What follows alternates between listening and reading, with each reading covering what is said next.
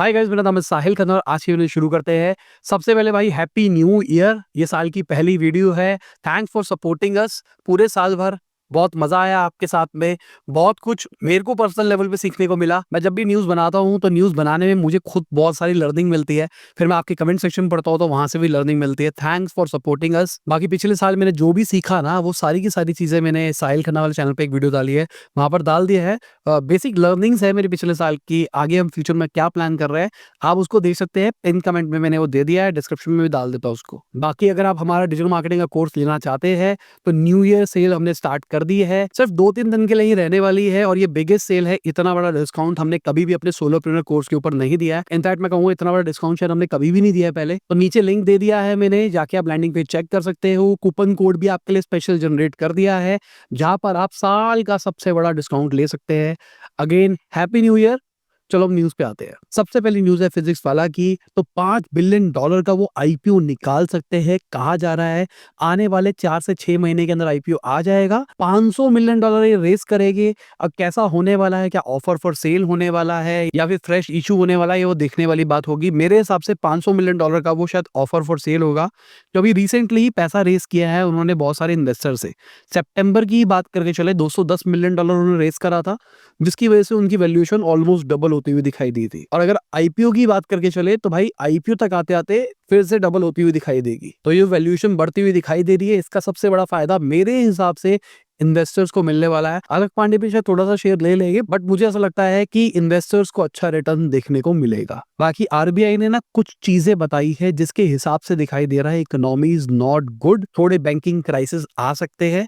News को ध्यान से देखना और समझने की कोशिश करना, जो मैं आपको सीरीज ऑफ न्यूज बताने वाला हूँ। सबसे पहले आरबीआई ने जो जीडीपी फोरकास्ट है फाइनेंशियल ईयर 2025 के लिए, उसको 6.6% पे प्रोजेक्ट किया है। साथ में उन्होंने बोला है जो अनसिक्योर्ड लोन का स्ट्रेस है ना, वो बढ़ता हुआ दिखाई दे रहा है पिछले कुछ टाइम से। इसका मतलब ये है, आपको बहुत बार कॉल आती होगी ना, कोलेटरल फ्री लोन ले लो 1 लाख रुपए का, 5 लाख रुपए का, 10 लाख रुपए का।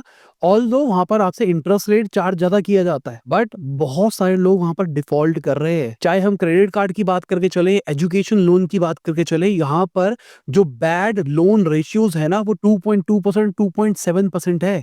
ये बहुत बड़ा नंबर है। अगर हम सिक्योर्ड लोन से कंपेयर करके चले तो होम लोन्स 1% डिफॉल्ट करते हैं, व्हीकल लोन 1.4% करते हैं। साथ में आरबीआई ने एक बहुत इंपॉर्टेंट बात बोली, जो कि मैं बहुत टाइम से बोल रहा हूँ, पर मैं दबे मुंह में बोल रहा था और अभी भी मैं दबे मुंह में ही बोलूंगा। भाई जो प्राइवेट बैंक्स है ना, वो लोन्स को राइट ऑफ कर रहे हैं ताकि उनकी जो बुक्स है वो अच्छी दिखाई दे। ऐसा आरबीआई ने बोला है और मैं बहुत टाइम से इस बात को बोल रहा था। और बहुत बार ना लोग मुझसे बहस करने लग जाते हैं। राइट ऑफ का मतलब होता है कि एक तरह से बैंक्स ने लोन को माफ कर दिया। टेक्निकली देखा जाए तो माफ नहीं है। अपनी बुक्स के अंदर ऐसा दिखाया गया है कि भाई ये पैसा अभी के लिए नहीं आ सकता, फ्यूचर के अंदर शायद ये रिकवर हो सकता है। बट भाई जो लोग बिजनेस करते हैं ना, उनको पता है कि राइट ऑफ का एक्चुअल मतलब क्या होता है। टेक्निकल डेफिनेशन और रियल डेफिनेशन में ना थोड़ा सा फर्क आ जाता है। बुक्स के अंदर जो बातें करी जाती है, रियल लाइफ के अंदर कई बार वो बातें नहीं होती है। तो मैं दबे मुंह में बोल रहा था वो बात, अभी भी मैं दबे मुंह में बोल रहा हूँ। आरबीआई ने भी वही बोला है। समझने वाले इस बात को समझ रहे होंगे इसका मतलब क्या हो रहा है। इसका मतलब ये है, अगर हमको अभी दिखाई दे रहा ना बैंक का प्रॉफिट बढ़ता हुआ दिखाई दिया, बैंक्स बहुत अच्छे जा रहे हैं, बैंक्स बहुत अच्छे आ रहे हैं। एक जगह पे आरबीआई कह रहा है कि भाई लोन्स बहुत ज्यादा डिफॉल्ट कर रहे हैं, दूसरी जगह पे वो कह रहे हैं कि राइट ऑफ किया जा रहा है लोन को। मतलब बहुत सारे लोन्स डिफॉल्ट हो रहे हैं, पर बुक्स अच्छी दिखाने के लिए उसको माफ कर दिया जाता है। आपको दिखाया जाता है देखो हमने राइट ऑफ कर दिया है। समझदार लोग सोचते हैं भाई ये राइट ऑफ करने का मतलब है कि भाई आ जाएगा, फ्यूचर में रिकवर हो जाएगा। बट कितने परसेंट होगा, सवाल ये है ना। क्या 5% होगा, 10% होगा, 20% होगा या 80% होगा? जितना सुनने में आया है भाई, ये नंबर्स बहुत लो है, जो कि मैं सामने नहीं बोल सकता। आरबीआई ने बोला है जो एनपीएस है ना, नॉन परफॉर्मिंग एसेट्स, मतलब डिफॉल्ट ही मान के चलो आप एक तरह से, 2026 के अंदर ये और बढ़ते हुए दिखाई देंगे। अगर बहुत बुरी सिचुएशन रहती है तो 5.3% तक पहुंच सकता है ये नंबर। बहुत बड़ी चीज है भाई ये। पब्लिक बैंक की अगर बात करके चले तो 7.3% तक भी पहुंच सकता है नंबर। तो ये नंबर्स ना बहुत डराने वाले हैं। अभी के टाइम पे ये जो नंबर्स दिखाई दे रहे हैं 1%, 1.5%, 2%, अगर वो 7-7% तक पहुंचते हुए दिखाई देंगे तो पूरा बैंकिंग सेक्टर बर्बाद होता हुआ दिखाई देगा। अगर आपके नेटवर्क में कोई बैंक वाला हो ना, उससे एक बार पूछ लेना। बैंक्स वाले कह रहे हैं पीछे से बहुत ज्यादा प्रेशर आ रहा है बैंक्स के पास में कि भाई आप लोगों की डिपॉजिट करवाओ, बैंक में पैसा भरवाओ। ज्यादातर लोगों की जो भी सेविंग होती है ना, वो मार्केट में लगा देते हैं। ज्यादातर लोग जो सेव कर रहे हैं वो आज के टाइम पे मार्केट में लगाने लग गए हैं। इस चक्कर में जो बैंक के पास पैसा स्टोर होता था वो भी कम होता हुआ दिखाई दे रहा है। एक साइड पे लोगों का पैसा नहीं आ रहा बैंक के पास में, दूसरी साइड में लोग पैसे नहीं दे रहे हैं। उन्होंने सोचा था कि भाई हम पैसा लोन पे देंगे और वो पैसा हम कमा के देगा हमको फ्यूचर के अंदर, बट लोग डिफॉल्ट कर रहे हैं। कोई भी बैंक ना मिनिमम कैपिटल रिक्वायरमेंट 9% से नीचे नहीं ले जा सकता। मतलब समझने की कोशिश करो, अगर एडवर्स सिचुएशन आती है तो शायद बुरा हाल हो सकता है। और ये सब अगर मगर में ही घुमाई जा रही है बातें, समझने वाले समझ रहे होंगे मैं क्या कह रहा हूँ। बाकी गवर्नमेंट 4.73 लाख करोड़ के अपने खुद के बॉन्ड्स बेचने का प्लान कर रही है Q1 के अंदर। ये एक अच्छा इंस्ट्रूमेंट है इन्वेस्टमेंट के लिए अगर देखा जाए। मतलब बैंक्स आपको बॉन्ड देगी, तो अगर आप वो बॉन्ड लेते हो तो आपको इंटरेस्ट रेट मिलेगा। जिस तरीके से एफडी होता है ना, उसी तरीके से मान के चलो बॉन्ड्स होते हैं। गवर्नमेंट के लिए भी पैसा रेस करने का एक अच्छा तरीका होता है बॉन्ड इंस्ट्रूमेंट्स। अब कितने रेट पे मिलेगा लेट्स सी, ये तो टाइम बताएगा। बाकी म्यूचुअल फंड्स की बात करके चले तो 2024 के अंदर 2 गुना इनफ्लो बढ़ता हुआ दिखाई दिया है म्यूचुअल फंड का, और ये अगेन बड़ी चीज है जिसकी वजह से बैंकिंग के ऊपर स्ट्रेस पड़ रहा है। वीडियो में आगे चलने से पहले आपको याद दिलाना चाहूंगा, आपने लाइक नहीं दबाया है, साल का पहला दिन है, लाइक दबाओ, साल भर लाइक आते रहेंगे। अगर मैजिक पिन की बात करके चले तो वो भी आईपीओ निकाल सकते हैं 2025 के अंदर। कंपनी के फाइनेंशियल्स कुछ भी हो, चाहे कंपनी प्रॉफिट कर रही हो, लॉस कर रही हो, बट मैजिक पिन का भी नाम हो गया है ओएनडीसी के अंदर, वो सही पॉपुलर होता हुआ दिखाई दे रहा है। पिछले कुछ टाइम में उन्होंने अच्छी खासी ट्रैक्शन गेन करी है, तो इस टाइम पे उनको लगता है कि आईपीओ निकालना एक अच्छा टाइम है, इसलिए निकाला जा रहा है। भाई ये ना आईपीओ का गेम बहुत बड़ा बन गया है अभी के टाइम पे। बहुत सारी स्टार्टअप्स आईपीओ निकाल रही है ताकि अपनी प्रॉफिट बुकिंग कर पाए। लॉस मेकिंग बड़ी बड़ी स्टार्टअप्स भी दबा के आईपीओ निकाल रही है, रिटेल इन्वेस्टर लिए जा रहा है। अगर हम एनपीसीआई की बात करके चले तो उन्होंने जो यूपीआई की कैप होती है उसको 2 साल से बढ़ा दिया। मतलब एक रूल लगाया गया था, जो यूपीआई की वॉल्यूम है ना, कितना ट्रांजिट कर सकते हो, उस पे कैप लगाया जाएगा, बट अभी के टाइम पे उसको 31 दिसंबर 2026 कर दिया। मतलब कोई कैप नहीं है, मजे से जिसको जितना मार्केट शेयर गेन करना है उतना गेन करो। इसके चक्कर में फोन पे अभी के टाइम पे 48% मार्केट शेयर लेके बैठा है, गूगल पे 37% लेके बैठा है, उसके बाद में पेटीएम आता है 7% के ऊपर। अब यहाँ पे गेम समझने की कोशिश करो, फोन पे अभी इसी 2 साल के अंदर अंदर अपना आईपीओ निकाल देगा, लोगों को लगेगा अरे वाह 48% मार्केट शेयर है, चलो भाई लगा देते हैं इसके अंदर। बट ये जो कैप है ना, ये कैप उसके बाद में एक्टिव हो जाएगी, उसके बाद लोग कहेंगे आय हाय पैसा डूब गया। एनपीसीआई ने व्हाट्सएप पे के ऊपर भी जो ऑन बोर्डिंग लिमिट है उसको बढ़ा दिया है, जो कि पहले 100 मिलियन यूजर की थी, उसको अभी 500 मिलियन यूजर कर दिया गया है, जो कि एक अच्छी चीज है व्हाट्सएप पे के लिए। बाकी क्या आप व्हाट्सएप से लोगों को पैसा ट्रांसफर करते हो या फिर नहीं करते? आपका फेवरेट यूपीआई ऐप कौन सा है, नीचे कमेंट सेक्शन में जरूर बताना। मैं पर्सनली बैंक वाली ऐप को ही यूज करता हूँ, ये मेरी फेवरेट ऐप है, मैंने कोई additional third party app use नहीं कर रखी। अगर मैं यूनिमेश एरोस्पेस की बात करके चलूं तो भाई उनका आईपीओ लिस्ट होता हुआ दिखाई दिया है 90% प्रीमियम के ऊपर। और हमने ये बात पहले भी कर ली थी कि भाई जिस तरीके से आईपीओ जाता हुआ दिखाई दे रहा है इनका, क्योंकि ग्रे मार्केट में बहुत ज्यादा प्रीमियम दिखाई दे रहा था, वही हमको रियल मार्केट में भी दिखाई दिया है। बाकी एथर एनर्जी भी अपना आईपीओ निकाल रहा है, 3100 करोड़ का आईपीओ होने वाला है। यहाँ पर 40% जो स्टेक है ना एथर के अंदर, वो हीरो मोटो का है। और अच्छी बात यह है कि जो 3100 करोड़ रुपए रेस करा जा रहा है वो सारा का सारा फ्रेश इशू के अंदर करा जा रहा है। अगर ये सब कुछ सच्चाई है तो दिस इज गुड। कंपनी जो पैसा रेस करेगी वो कंपनी की ग्रोथ के लिए यूज करेगी। अभी के टाइम पे एथर एज अ प्रोडक्ट बहुत बढ़िया है, मार्केट शेयर थोड़ा कम है इस टाइम पे, पैसा आ जाएगा, हीरो की बैकिंग है, तो क्या पता मार्केट और खतरनाक कर पाएगी। बाकी पेटीएम की बात करके चले तो उनके जो हेड ऑफ कंप्लायंस है उन्होंने रिजाइन किया है, अप्रैल 2022 में इन्होंने ज्वाइन किया था। पहले ये new development bank, IDFC first bank और आईसीआईसी बैंक में काम कर चुके थे, उसके बाद यहाँ पर आए थे और अब ये छोड़ के जा रहे हैं। पेटीएम रीस्ट्रक्चर कर रहा है अपने कंप्लायंस फ्रेमवर्क को, और भी प्रोफेशनल हायर करने की बात करी जा रही है ताकि अपनी रेगुलेटरी प्रैक्टिस को इंप्रूव किया जा सके। क्योंकि भाई पेटीएम का तो कांड हो गया था ना रिसेंटली, उन्होंने रेगुलेटरी फाइलिंग नहीं करी थी, मतलब आरबीआई को बताया नहीं था भाई देखो ऐसा ऐसा हो रहा है, केवाईसी ढंग से नहीं करे गए थे, कुछ चीजें ढंग से मेंटेन नहीं करी गई थी, इस चक्कर में उनका पूरा बिजनेस मॉडल खराब हो गया था। इतनी सारी केस स्टडीज बन गई थी उनके ऊपर कि भाई देखो बर्बाद हो गए, बर्बाद हो गए, बर्बाद हो गए। बट पिछले कुछ टाइम से हम देख रहे हैं कि पेटीएम रिकवर करता हुआ दिखाई दे रहा है, खासकर मई 2024 से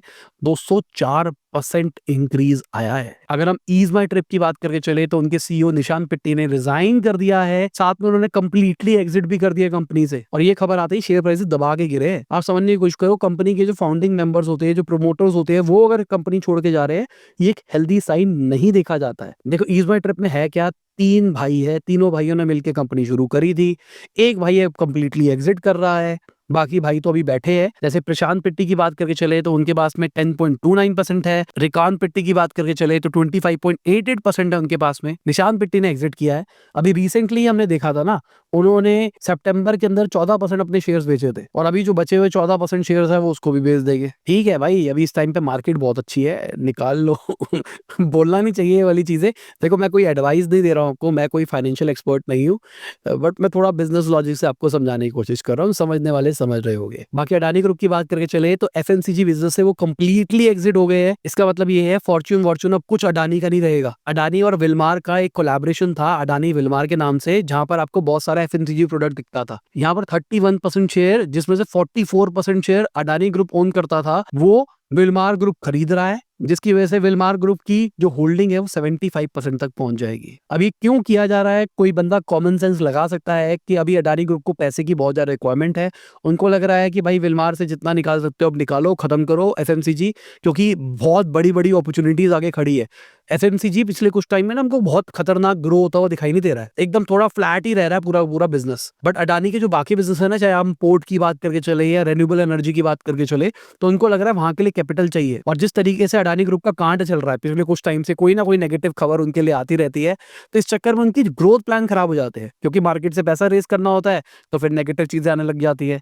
अगर वो अपने बॉन्ड से पैसा रेस करने की कोशिश करते हैं, फिर नेगेटिव खबरें आने लग जाती है। इस चक्कर में शायद यहाँ से $2 बिलियन रेस कर सकते हैं। बाकी तमिलनाडु गवर्नमेंट ने अडानी स्मार्ट मीटर का ऑर्डर कैंसिल कर दिया। ये बहुत बड़ा सेटबैक है अगर देखा जाए अडानी पावर के लिए। अब यहाँ पे कहा क्या जा रहा है कि भाई प्राइस ज्यादा है मीटर का, जितना मिलना चाहिए। देखो सिंपल सी बात, यहाँ पर ऑक्शन हुआ था, उसमें लोएस्ट बिडर अगर देखा जाए तो अडानी ग्रुप ही थे, बट बाद में उसको कैंसिल कर दिया गया। क्यों कर दिया गया, समझने वाले समझ सकते हैं। बाकी क्रेड की बात करके चले तो उनका 85% जो रेवेन्यू आता है वो फाइनेंशियल सर्विसेज से आता है अभी के टाइम पे भी। ऐसा कुणाल शाह ने बोला है, उन्होंने बोला 5 साल हो चुके हैं कंपनी को, तो भी ऐसा ही चल रहा है। इसलिए हम देख रहे हैं पिछले कुछ टाइम से इंश्योरेंस या फिर सिक्योर क्रेडिट, इन सब के अंदर एंट्री करने की कोशिश कर रहा है, क्योंकि उनको समझ में आ रहा है भाई बिजनेस तो अब यहीं से बनता हुआ दिखाई देगा आने वाले टाइम में। बाकी प्रिस्टीन केयर की बात करके चले तो 381 करोड़ रुपीस का लॉस रिपोर्ट किया फाइनेंशियल ईयर 24 में उन्होंने। आप चार्ट के अंदर देख सकते हैं रेवेन्यू इंप्रूव हुआ है, एक्सपेंसेस भी बढ़ते हुए दिखाई दिए हैं, लॉसेस फ्लैट रहे हैं। अब इसको अच्छा माना जाए बुरा माना जाए या आप सोच सकते हैं। कंपनी अभी तक यूनिकॉर्न ही है, बट लॉस तो कर ही रही है। बाकी एस्ट्रोटॉक की बात करके चले तो सीसीआई ने उनके अगेंस्ट केस को डिसमिस कर दिया है। इंस्टा एस्ट्रो ने उनके ऊपर केस किया था कि भाई आप अपने डोमिनेंस का गलत इस्तेमाल कर रहे हो, आप कंसल्टेंट को पोच कर रहे हो। पोच का मतलब हमारे पास में जो एम्प्लॉइज है उसको आप ज्यादा पैसा देके अपने पास में खींच रहे हो, इसको पोचिंग कहा जाता है। तो आप पोच कर रहे हो और साथ में ना आप ना फॉल्स इन्फॉर्मेशन को स्प्रेड कर रहे हो। अब इसके ऊपर सीसीआई ने डेटा वेटा मांगा होगा, तो ये डेटा दिखा नहीं पाए, इस चक्कर में कंप्लेन डिसमिस हो गई। एस्ट्रोटॉक का ऐसा कहना है कि उनके पास में 80% मार्केट शेयर है। और अगर पोचिंग की बात करके चले तो पोचिंग कोई कंपटीशन लॉ का वायलेशन नहीं है। देखो सिंपल सी बात, एथिकली गंदी चीज है, बट ऐसी कोई गलत चीज थोड़ा है। पैसे ज्यादा देके छीन लो एम्प्लॉय अगर आपके पास पैसा है तो। इससे पहले एस्ट्रो योगी ने भी इनके ऊपर लीगल डिस्प्यूट मारा था ट्रेडमार्क के मिसयूज का। तो सिंपल सी बात भाई, जो कैटेगरी लीडर होता है उनके ऊपर सबके सब एलिगेशंस तो लगाते ही है। बाकी बाइटडांस की बात करके चले तो एनवीडिया चिप खरीद रहे हैं $7 बिलियन की 2025 के अंदर। देखो सिंपल सी बात, चाइना के ऊपर रिस्ट्रिक्शन लगा रखे है कि यूएस की जो बड़ी बड़ी टेक्नोलॉजीज है वो चाइना के पास नहीं जा सकती।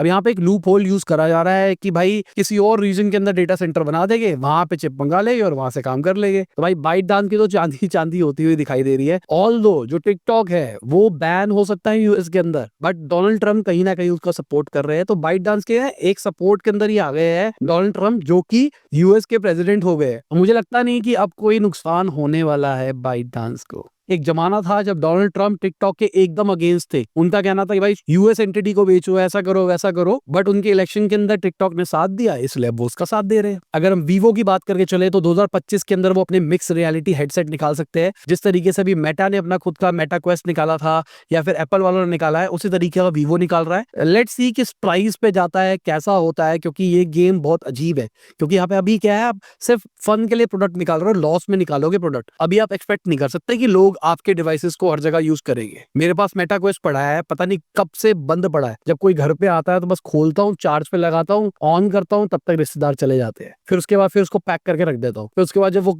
दोबारा कभी आता है तो ऑन करके देखता हूँ तो बैटरी लो हो चुकी होती है, फिर से चार्ज पे लगाना पड़ता है। तो सोच लो मेरे तो इसी तरीके से यूज हो रहा है अभी। बाकी सैमसंग की बात करके चले तो उन्होंने $181 मिलियन रेनबो रोबोटिक्स में इन्वेस्ट किए हैं। अभी रिसेंटली उन्होंने इन्वेस्ट किया था 2023 के अंदर। अब इस इन्वेस्टमेंट से 35% होल्डिंग हो जाएगी सैमसंग इलेक्ट्रॉनिक्स की। अब ये कंपनी करती क्या है, ये रोबोट्स बनाती है जो कि मैन्युफैक्चरिंग और लॉजिस्टिक के काम आ सकते हैं। इनके रोबोट्स में हाथ वाथ भी है। देखो आने वाले टाइम में ना सारी कंपनीज रोबोटिक्स की तरफ जा रही है। चाहे हम टेस्ला की बात करें चले, ओपर एआई की बात करें चले, माइक्रोसॉफ्ट की बात करके चले, या फिर अभी एनवीडिया ने भी बोला है। तो सैमसंग को लगता है कि हम भी पीछे क्यों रह जाए इसके अंदर। बाकी एयर टैक्सी स्टार्टअप वोलोकॉप्टर की बात करके चले तो उन्होंने बैंकरप्सी के लिए फाइल कर दिया है। बहुत पैसा रेस किया है बहुत टाइम के अंदर उन्होंने, बट अभी के टाइम पे इनको नए इन्वेस्टर नहीं मिल रहे, इस चक्कर में इनको बेचना पड़ रहा है। बाकी एक्स की बात करके चले तो उन्होंने मंथली 1 बिलियन एक्टिव यूजर्स कर दिए है। यार नाम ना इन्होंने अजीब सा रखा है, बोलते भी मुझे अजीब सा लगता है, ट्विटर बोलना चाहिए। एक्स ना गलत वाला सीन दिमाग में आता है हमेशा एक्स बोलते बोलते। बाकी ठीक है भाई, इनके एक्टिव यूजर तो बढ़ेगी ना, डोनाल्ड ट्रंप आ गए, पीछे हाथ है, सपोर्ट है पूरा पूरा। बाकी मार्केट की बात करके चले तो भाई मार्केट इस साल के पहले दिन पे हमको पॉजिटिव बंद होती हुई दिखाई दी है, जो कि एक अच्छी चीज है। कहते हैं ना साल के पहले दिन जो होता है वही हमेशा साल भर होता रहता है। इसका मतलब ये है कि अब इस पूरे साल मार्केट बढ़ेगी। मुझे उम्मीद नहीं है। बाकी लेट्स सी क्या होता है क्या नहीं होता। और इसी के साथ में आज की बिजनेस न्यूज़ खत्म होती है। उम्मीद करता हूं आपको मजा आया होगा। लाइक कर देना, शेयर कर देना, कमेंट करना वीडियो कैसी लगी। बाय, गुड नाइट, शब खुदा हाफिज, गुड मॉर्निंग, आफ्टरनून, जब भी वीडियो दिख रहे हैं। जय हिंद, वंदे मातरम, दुआ में याद रखना। और वीडियो लेट है मुझे पता है, बहुत सारे लोगों ने कमेंट में अभी तक गालियां दे चुके होंगे। भाई सिंपल सी बात, छुट्टी वाले दिन भी आपको न्यूज़ मिल रही है। ऑल दो न्यूज नहीं होती है, फिर भी हमने न्यूज इकट्ठी करके आपके लिए निकाल के दी है। तो जैसे ही हम वर्किंग शुरू हो गया आपको मिलना शुरू हो जाएगा। और जिन्होंने हमारी लाइव वर्कशॉप ली थी भाई प्लीज ऐप में देख लो आप। बहुत सारे लोगों की मैंने कमेंट सेक्शन में देखा कि वर्कशॉप का एक्सेस नहीं मिला है, इसका एक्सेस नहीं मिला है। आप ऐप में जाओ यार, ऐप में सारा एक्सेस मिल चुका है आपको। उसमें सारी चीजें पड़ी है आपके लिए। वहां पे आपको रिकॉर्डिंग भी मिल जाएगी और जो भी चीजें कम्युनिटी थी और जो भी चीजें थी वहां पे आपको मिल जाएगी। और अगर आपको एक्सेस नहीं मिल रहा तो प्लीज जिस नंबर से आपने खरीदा था, जो ईमेल आईडी थी, उसी से लॉगिन करने का ट्राई करो। अगर फिर भी नहीं होता तो हमारी टीम को एक व्हाट्सएप ड्रॉप कर दो। डिस्क्रिप्शन में हमने नंबर दे रखा है टीम का, हमेशा हमारी वेबसाइट पे भी आपको दिख जाएगा। आप ड्रॉप कर दो, जैसे हम वर्किंग आएंगे, मतलब कल से आ जाएगी हम वैसे, तो आपको टीम रिप्लाई कर देगी और वो जो भी प्रॉब्लम होगी उसको सॉल्व कर देगी। चलो ठीक है, बाय, सभी को हैप्पी न्यू ईयर फिर से।